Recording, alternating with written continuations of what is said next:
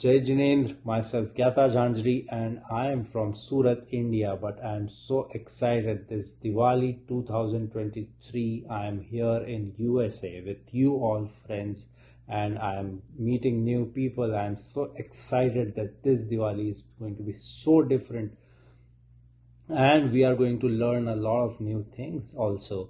Yes, we want to light our lamps within. We have been lighting lamps all over the places on Diwali, in our houses, on the streets, and everywhere. But within our soul, lighting a lamp of knowledge is it's only knowledge which can lead us a good life and afterlife, birth and rebirth, this time and the future to come, is all depending upon the right knowledge and right path which we have. And Bhagwan Mahavir before 2600 years plus have given us right path to which he followed, and he became this God, Lord Mahavir. And we also have to light this lamp which will grow and become Keval Gyan one day. That is what my expectation is. And we will understand and learn the teachings of Bhagwan Mahavir and how he became such a great person, and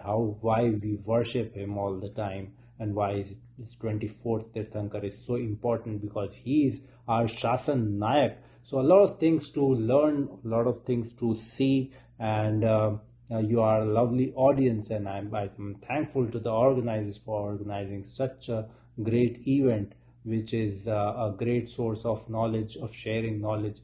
Of course, after this session, you can ask me questions. Whatever questions you have, I would love to answer them.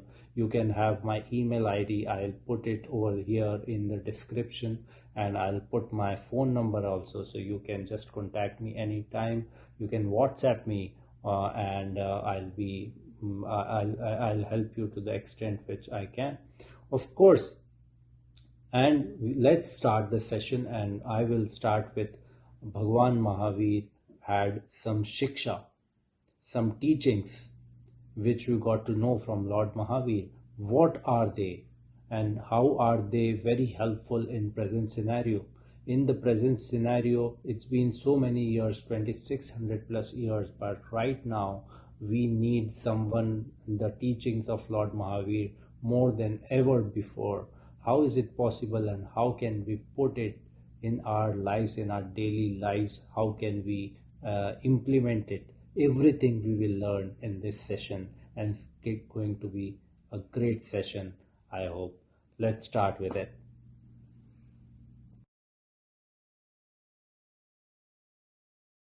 So let me introduce my son Arjo Jhanjhari to you. He is 8-year-old, and he have a lot of learnings of Jainism, and he knows a lot, but Hindi being our first language, so he'll try something for you all guys to speak something in English. Mayuri ji Zaveri, who is very loving and kind organizers of JSMC, she just told me that she want to listen something from Arjo. So here I go, and he'll start the Mangalacharan now. I am Arjo Jhanjhari. Learning Jainism is my hobby, and I like to listen to the scholars to understand this great religion. I will do the Mangalacharan now.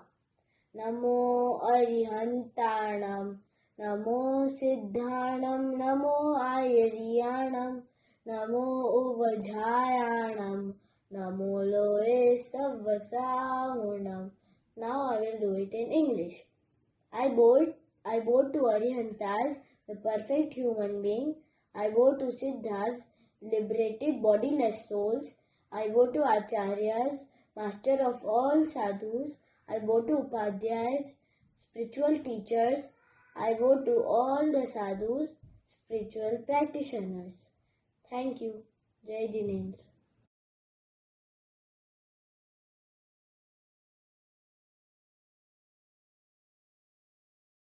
One, first of all, we'll start with all souls are equal. None of them is big or small. So, in itself, this teaching, the number one teaching I'm talking about, in this teaching, we are learning that we are souls. First of all, what we have to take it from this teaching is that we are souls. So this outer covering of the body, this is not us. This belongs to us for the time when we are manushya, when we are humans.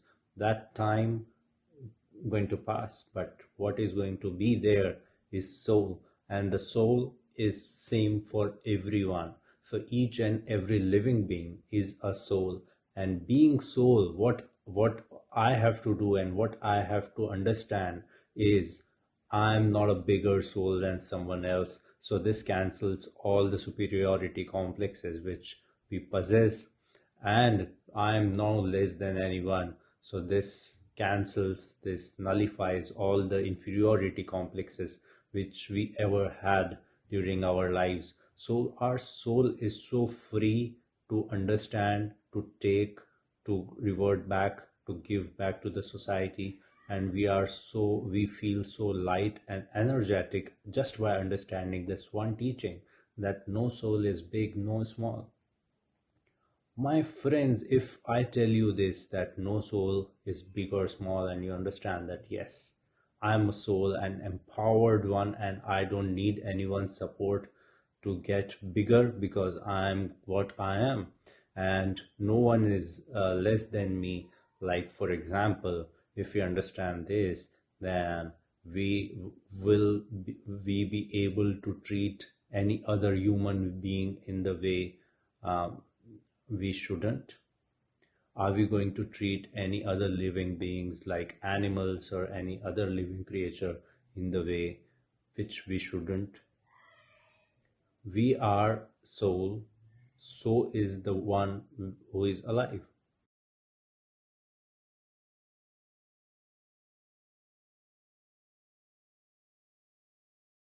So here comes the new teaching of Lord Mahavir. It says, God is not some different entity. Whoever does पुरुषार्थ can attain nirvana. भगवान कोई अलग नहीं होते. जो जीव पुरुषार्थ करे वही भगवान बन सकता है. Oh wow, what a feeling that is. Can you imagine before 2600 years or so, Bhagwan Mahavir was here on this earth just like you and me. He was just another human being over here. He was having this cycle of birth and rebirth like we are having it right now. But there is something special he did, because of which he is Lord Mahavir and he is Lord Siddh today. He is not on this earth anymore.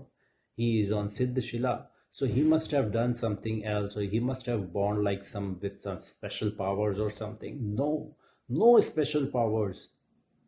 He found his powers within himself, and he only says by his right knowledge, by his Divyagyan, that you all are souls just like me. And just previous one he said that all souls are equal. If all souls are equal, that means the souls which the God possesses, or Lord Mahavir himself he possesses, is the same like the soul which I possess. That means that no soul is bigger or smaller. That means that if I do some efforts, my soul also can be liberated just like the soul of Lord Mahavir. And that's the biggest thing ever, because it shows the path from human to a superpower, which is Lord, which is Godhood, which is what we are seeking, which is bliss, which is maximum which we can do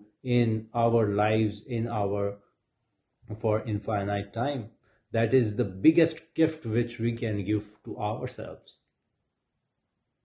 So this power it gives just by saying that the whoever does the effort, the right effort, the supreme effort, who can become God. How many of you think that the Jainism is a different religion, just like the other religions? It is one of the religion which obeys what Lord Mahavir says.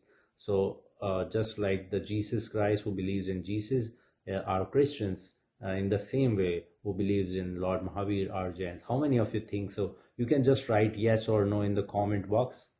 Yes, I can see you. So you can write yes or no before listening to the other part of this. next part of this so you can write yes. So I'll give you 10 seconds. You can write your answers yes or no. So whoever thinks that Jainism is just like another religion, one of the many religions of the world, if you think so, you have to write yes. And if you don't think so, you can write no. All right. So whether it is yes or no, I will tell you why I asked this question. I asked this question because Jainism is not a thinking of Lord Mahavir. It is not what Lord Mahavir thinks it should be like this, so it is like that. It is not that kind. It doesn't work that way. Jainism is a law of nature. So whatever the nature is, whatever the karma siddhant is, whatever the three lokas are like, the Bhagwan Mahavir have the right knowledge to see and tell us that this is the right thing, or this is the right way, or this is the wrong way. These are sins, and these are narak, and these are swargas, and this is hell, and this is heaven. And this all thinking of is not personal thinking. This is what the truth is, what in the world, how it is made, and how the world is made of six dravyas, and how the seven tattva works. Everything is natural. So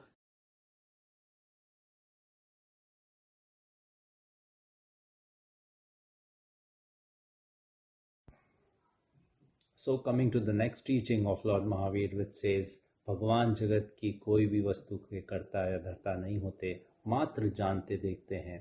The God doesn't create or destroy this universe. He is neither a creator nor a destroyer of the universe. He only knows through his Divya Gyan, through his right knowledge, through his supreme knowledge, through his Keval Gyan. He knows everything. But at the same time, he is not controller. He is not a controller. He is not controlling. He is not controlling our deeds. He is not controlling the fruits which we are getting from doing what the deeds which we are doing, be it good or bad, evil or whatever. The reward and punishment system of the universe is not being taken care by God himself. So what does this teach us? Why is this teaching so important? So all of us, we are having some perception about God, that the God, whatever deeds we are doing is being watched or observed by the God, and God is going to punish us or reward us for whatsoever reason we are doing all these things. And even in our deeds, and even if we are like in trouble or something, when we say, oh Lord, please save us, oh God, please save us, right?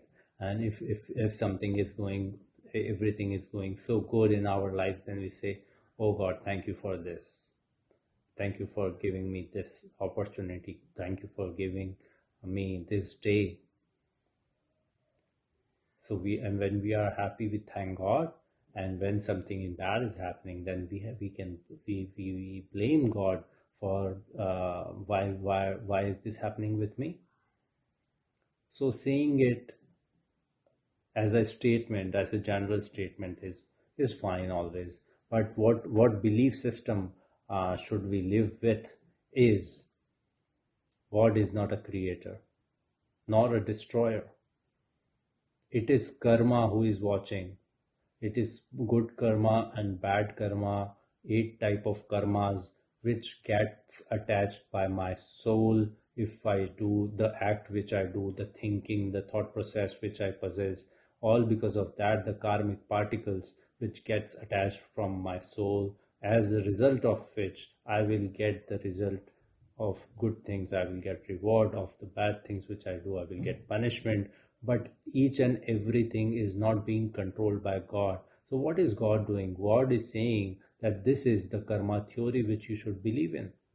He himself is telling us the right thing. He is not taking the unfair credit of whatever is happening in the world automatically. It is the law of nature what he is telling us, and that is why the God is supreme and he is having complete knowledge.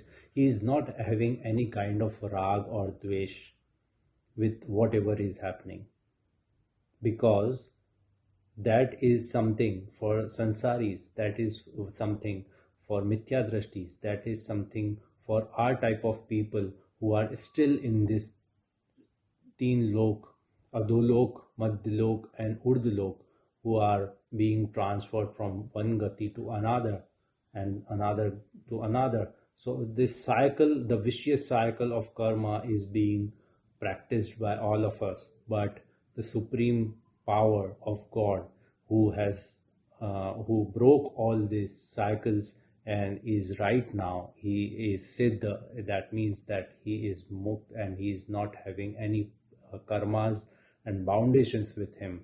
So to get free from karma, he is sharing his right knowledge with us. So that makes him supreme. Not being controlled or not being controlled by him makes him supreme. So that's the reason why we worship him, and that is the reason why this teaching is so important for all of us.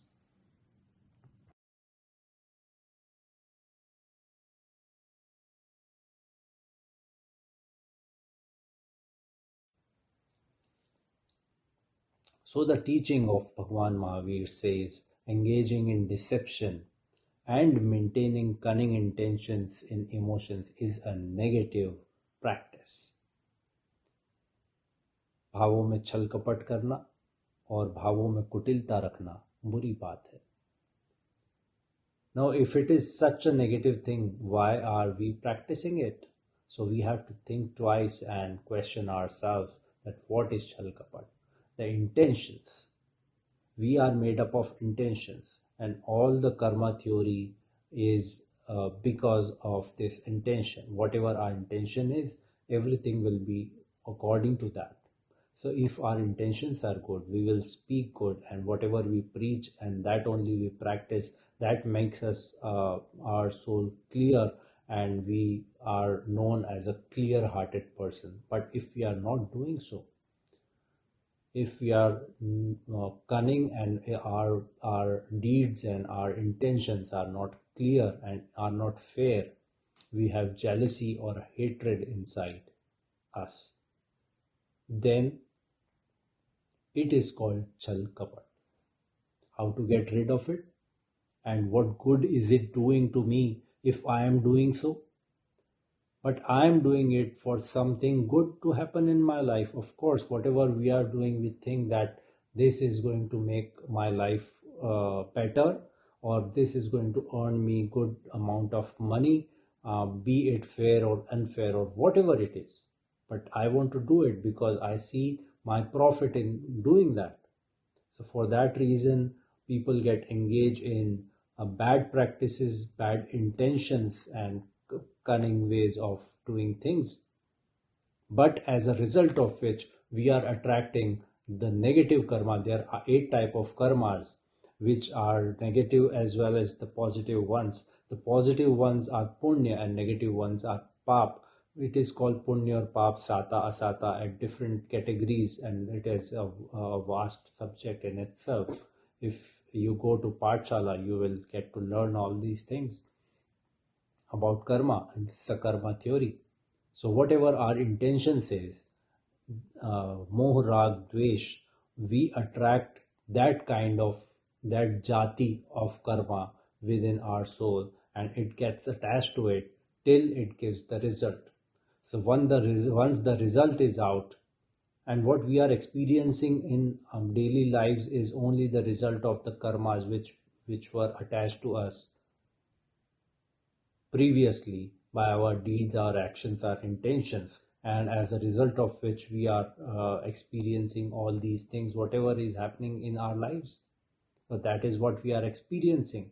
And for the coming life, for the future, whatever we are earning is not money, it's only karma. And that karma only will give us whatever we will earn or we will get, or whatever it is, the life, the ayu, the next gati, Whatever we are getting it through karma only. So whatever we are earning is not money, it's karma. That is what we are earning at each step, because of each feeling, because of each thought, because of each intention which we are having. So we are earning this karma. Now this now being doing wrong things, doing unfair intentions, what are we earning? Even a kid will tell you that if we are engaging in something like chal kapat and bhava mein kutilta, which means engaging in deception, then what would you earn? Money? Maybe you can see that, look, I did so and I've earned so handsome amount of money just because doing this, which might just be very unfair. We have seen that, which is happening. But this has happened because he had some good karmas in his stock, which have come as a result of which we might see people are getting good results by even by doing bad practices. But what they actually are earning, those things were earned by them already, which is coming to the result, and which because of which they are getting everything very positive, very good. You can see that, oh my god, what a lifestyle. But that is not what they are earning right now. That is already a expense. Now what they're earning is what their intentions are. So whatever we are earning, we'll have that in stock, and we will have to experience as a result of which we might get a good gati or a bad gati, or whatever our intention is. Totally depend upon that. It is totally upon our intentions. So having clear intentions will lead us to a great life, great afterlife, even after birth, after rebirth. It is the same soul which is going to suffer, or it is the same soul who is going to experience the new things, and swargas and divyadhani might be. So keeping our intentions so clear, so that I can at least have divyadhani, I can at least do darshan of Jinendra Bhagwan in Samosharan, going to Swarg, or become a Manushya and become a monk and go to Moksha as soon as possible. For that, for doing that, we have to understand this Karma Chakra, which, because of which the intentions, the karmic particles attach to us, and after that it gives its result. And this continues. This is a continuous process. It gives results and it goes away. But as a result of which we again engage in like rag, dvesh and moh. We attach ourselves to the results of the karmas. Whatever we get, we find ourselves to be that only. If we get a body of manushya, of human, we consider ourselves as human. If we get the body of a monkey, then we consider ourselves as a monkey.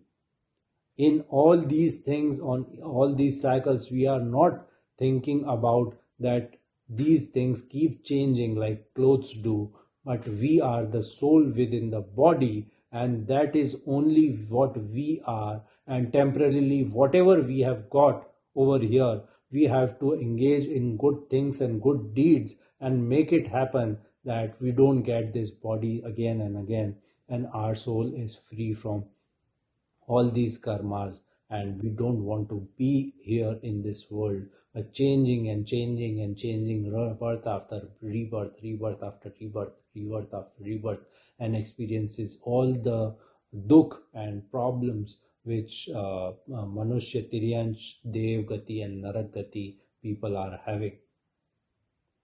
I have experienced enough. I have been doing it since the beginning of infinite time. But in the future, I have to create my future. For that reason, I will not engage in anything negative. I will only think positive, and having good intentions is such a good idea of cleansing our souls from all the negative karmas.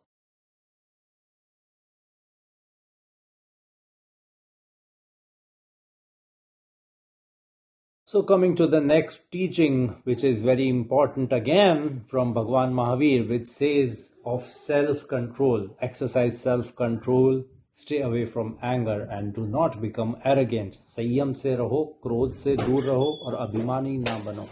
It is such a great thing to achieve, and we have seen our saints, our monks, and our gods who have such a great self control. And what is this self control they are having, and how are they having it, and how do they practice it? It is a subject which the whole world wants to know. It is a surprise to the whole world that look at the Jain monks, how do they do it?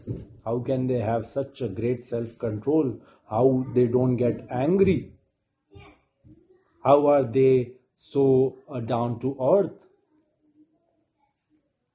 So the way they are doing it is our Tirthankars and our Muniraj and everyone, the Sadhu Sadhvis, how are they doing it? So that the key factor behind it is self-control. And if we look up to them and we like to become like them in our lives, and that is what we idolize for, and what this is what we look up to, then we should have some self-control, which is controlling our senses, our eyes, nose, tongue, touch, ears, each and every sense. They demand a lot. They demand for pleasures. They demand for luxuries. They demand for anyay, aniti, and abhaksh, and all these things which are responsible to collect the karmic particles within us, which are pap and kashay roop, which there is rag and dvesh. So having all that things, and we are practicing the self control, that means we are not doing anything, any harm to our soul. We are practicing self control. That doesn't mean that we are damaging our body and we are not listening to our body. It does mean that we are doing good to our soul and we are not listening what this body is demanding. It is as simple as that. And we don't need to listen, because outer materialistic things, they are not responsible for our pleasure and our joy. We are responsible, because our sukh, our enjoyment, our pleasure is within us, not in the outer things.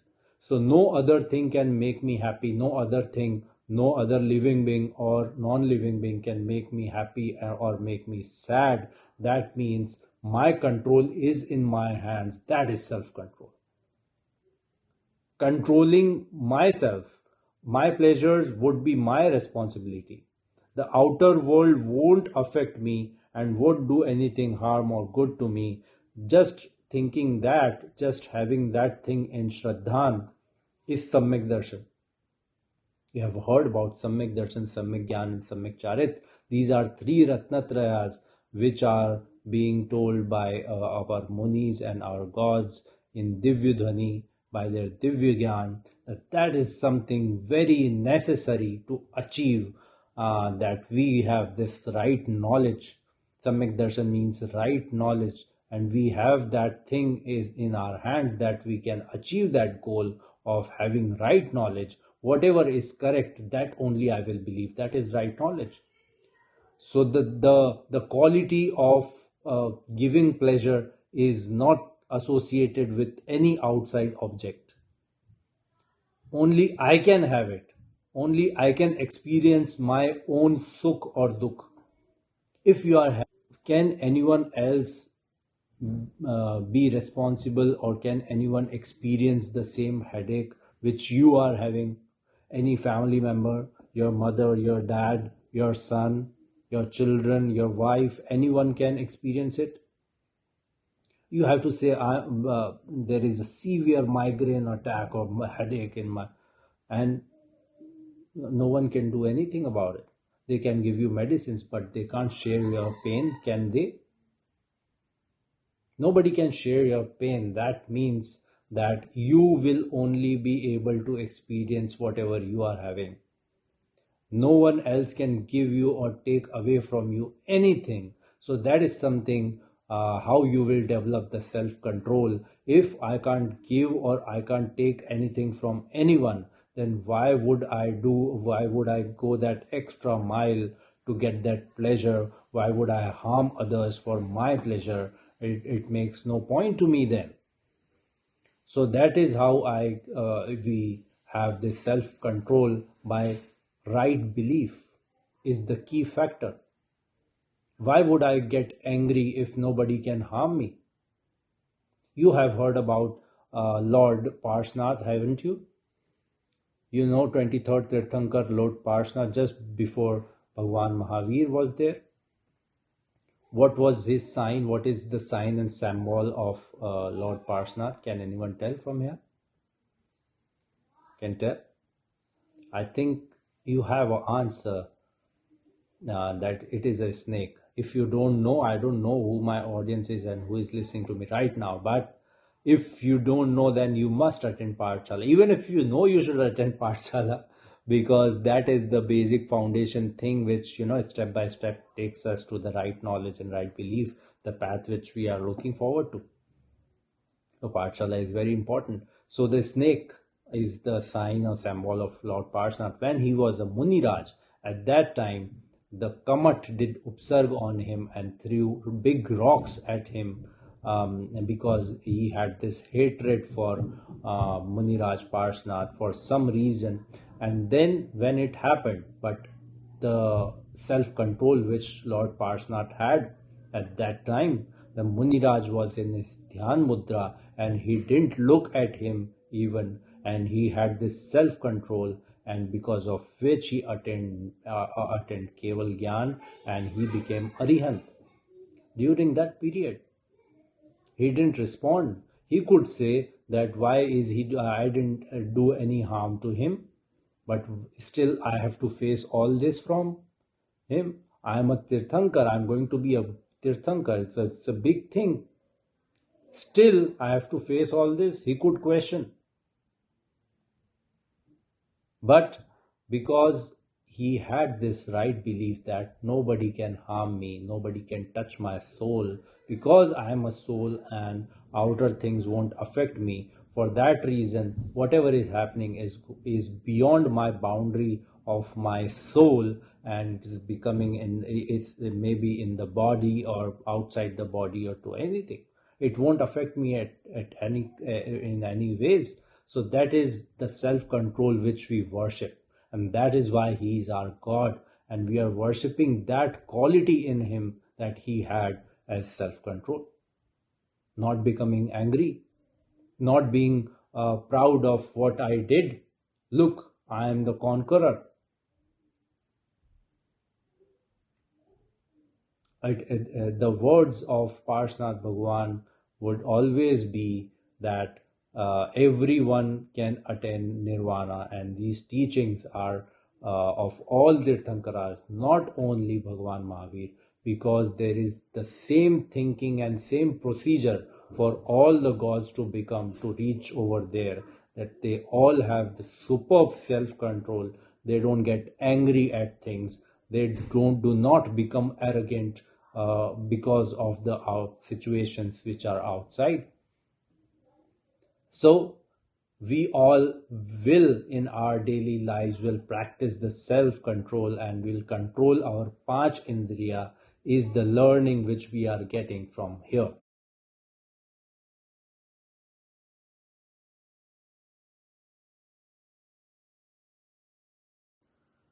So the next teaching of Lord Mahavir, which brings a very serious thinking, which shows us what we are.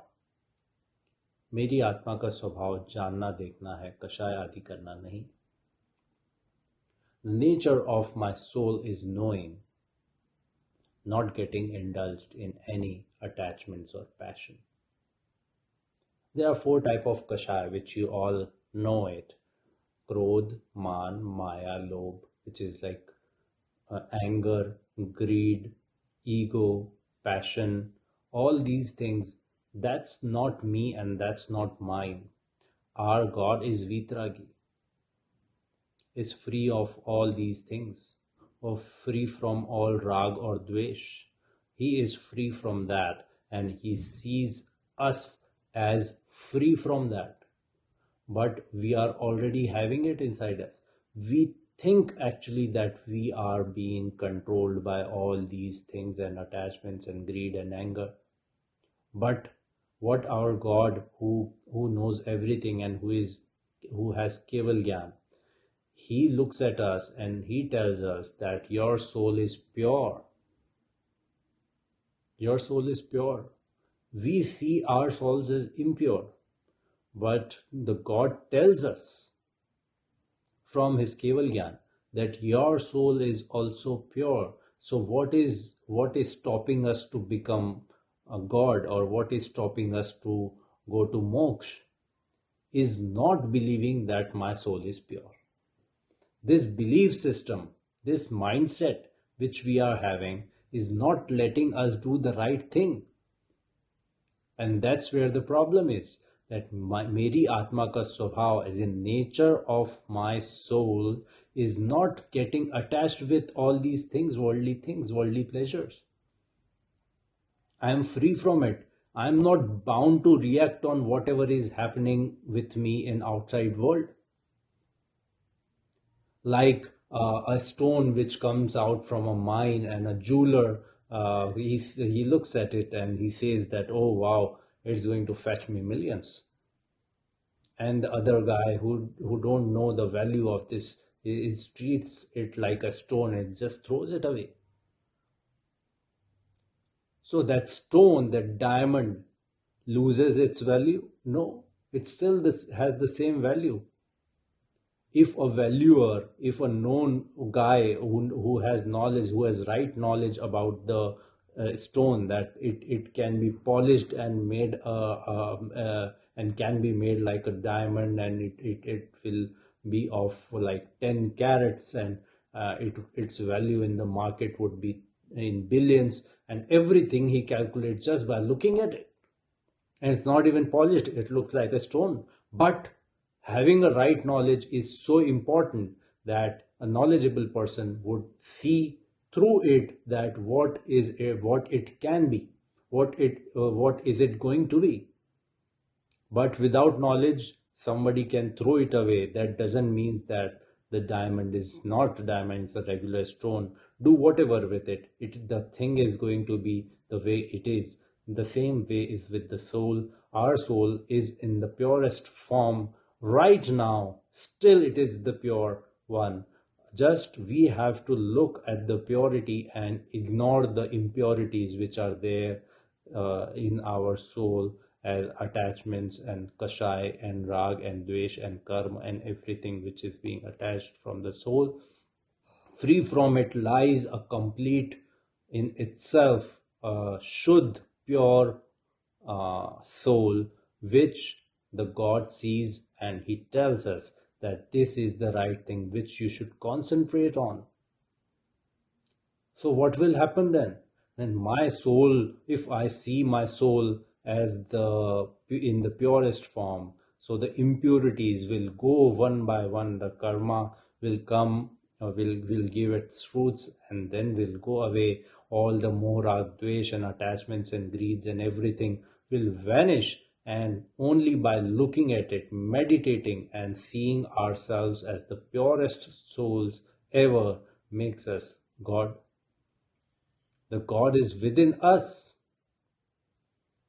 In the first teaching we have heard, sabhi atmaएं बराबर है, कोई छोटा बड़ा नहीं. All souls are equal. No one is less than the other one. That means what God possesses, what Lord Mahavir possesses, the same kind of soul I possess. Just he had a look at it, and still I am not concentrating on the right thing, on my soul, and that's the reason why I have these problems. I get attached to something, and then when the thing which I get attached to, it vanishes, it goes away. Somebody might die, somebody very close to me who died, somebody very close to me is not with me now. Somebody is betraying someone else, and all these things are going on. जग में जिसको निज कहता मैं, वह छोड़ मुझे चल देता है। मैं आकुल व्याकुल हो लेता, व्याकुल का फल व्याकुलता है. You must have heard this puja so many times. कि whatever I think is mine, it goes away. That means it was not mine anyways. And in my thoughts, I got attached to that thing, and because of that attachment only, I am having this kind of problems and this kind of dukh and this kind of depressions and all sort of problems.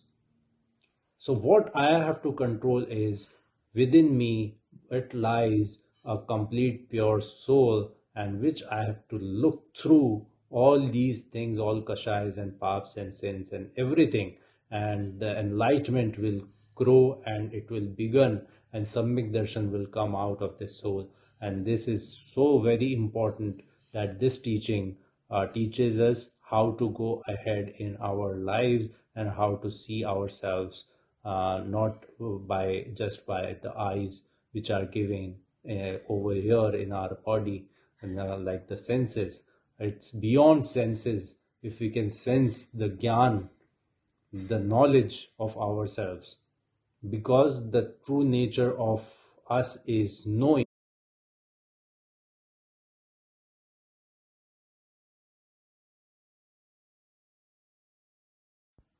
So now the very final teaching of Lord Mahavir, we are going to finish this up very soon, and this says that we are unhappy on account of our own faults and we can be happy removing it.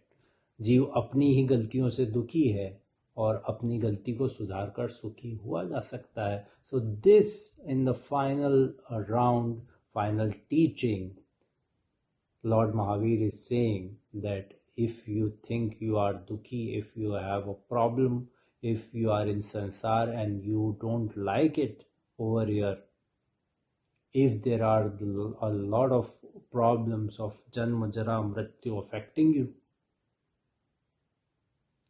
then you have to get rid of it, and it is not because of someone else that you are in problem. It is the concept how the sansar is.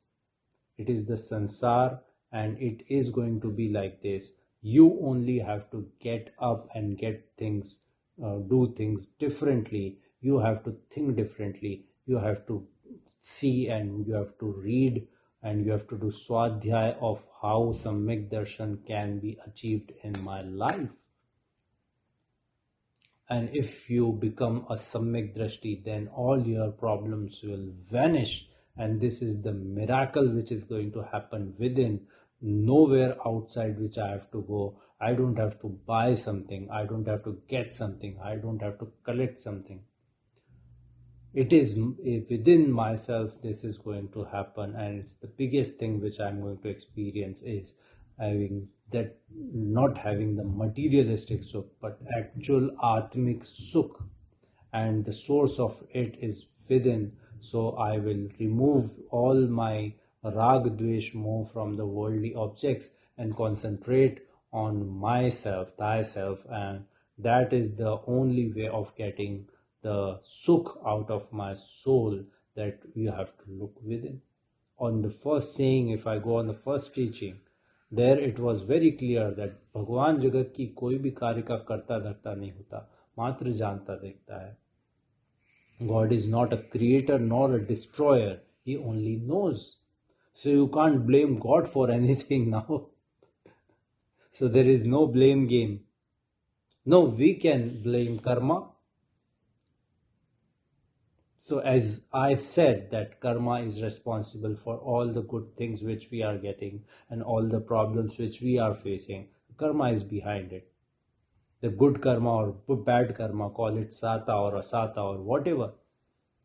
But it is because of karma, and we can't get rid of it. We have to, the karmas which are bound will come to the result anyways. So we have to face it. So if we have to face it, that nothing we can do. So we can blame karma, right? But this is wrong, because who got karma inside you? It was your moharag dvesh, it was your thinking, it was your intention, it was your deed,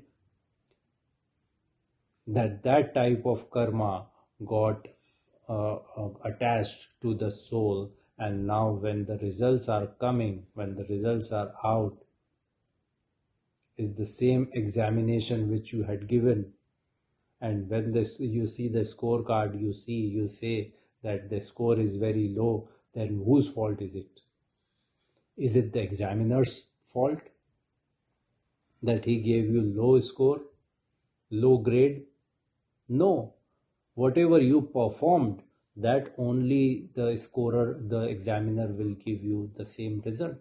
In the same way, whatever deeds or intentions or feelings which you have, good or bad, same type of karma will get bound, and then the result will come accordingly. So no one but you are doing more Agdvesh, and if I am doing more Agdvesh, then the result will be faced by me only. Nobody can share it, and I can't give it to anyone, or I can't take a holy dip in some river and get rid of karmas. No, it is not possible. It is not possible. What I have to do is still Sukh ka marg, the path to the liberation, the path to the salvation, the path to the bliss is open, and only I can do it. I can attain some darshan within my soul just by doing swadhyay and doing as it is said by our acharyas, our gurus, our God, Lord Mahavir, the teachings which are given by them. If we engage in that, and if we put our thinking in the same direction as Lord Mahavir did 2600 plus years back, so we can become someone like him. And what better can we do with our souls? We are souls, not the bodies. We are Atma, and that thinking, that belief would take us to Samyak Darshan, and Samyak Darshan will open the path of Mukti, of Moksha for us. So all of you guys, very happy Diwali, and you have chosen a right path this Diwali, and you walk on it, and I'm very sure that you will get the huge success, and wish you all the best, and wish you all a very happy, blissful Diwali. Thank you, JainX.